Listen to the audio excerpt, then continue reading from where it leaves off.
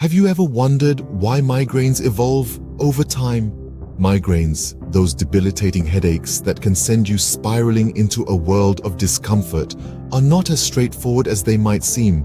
In fact, they're far from static, changing and evolving continuously throughout our lives.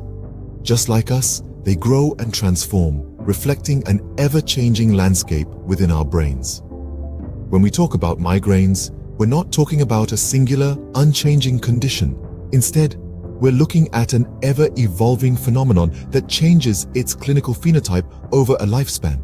This could mean a transformation from episodic to chronic migraines, a shift from occasional severe headaches to a persistent long-term condition. Or it could mean the disappearance of some or all migraine symptoms, a surprising twist in the migraine narrative. Genetic and epigenetic susceptibility could be responsible for these changes, but the exact mechanisms remain largely unknown. As we delve deeper, let's unravel the mystery that is the migraine. Did you know that anatomical changes can occur in the brain of a migraine patient from early childhood? Quite fascinating, isn't it? But don't get too worried just yet. These changes, while significant, don't seem to have any functional consequences. It's a bit like redecorating a room without altering its purpose. Now, here's where it gets tricky.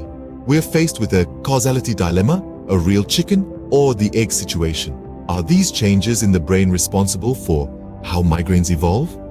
Or do migraines themselves drive these anatomical changes in the brain? It's a fascinating question, one that researchers are working tirelessly to answer. Imagine two dancers moving in tandem, but we don't know who's leading. Is it the migraine pushing and pulling the brain into new configurations? Or is it the brain shifting and shaping the course of the migraine? The question remains, do migraines cause these changes, or do these changes cause migraines? Even in its episodic form, migraine is an evolutive condition. So what happens during a migraine attack? Well, it all begins with the premonitory phase. Here, alterations occur in the hypothalamus, the part of the brain that controls numerous bodily functions. It's like the calm before the storm, signaling that a migraine is on its way. Next comes the aura phase, marked by heightened cortical excitability. This phase often manifests as visual disturbances such as seeing flashing lights or experiencing blind spots. Then we move on to the headache phase. This is where the ascending trigeminothalamic pain pathway kicks into action, with involvement from the peripheral trigeminal arm. This process is what generates the intense and often unbearable pain of a migraine. Finally, in the postdrome phase, there may be cortical changes in the brain, leaving the individual feeling drained and fatigued. Throughout this process, the parasympathetic pathway may also play a role, influenced by hypothalamic changes and potentially activating the trigeminal system through the trigemino-autonomic arc.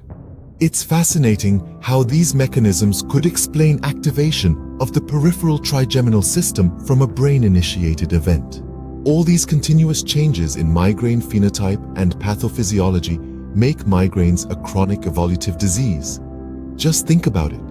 The way migraines present themselves can shift from episodic to chronic. They can transform, alter, even disappear entirely. And these changes, they're not just random, they're part of a person's life journey.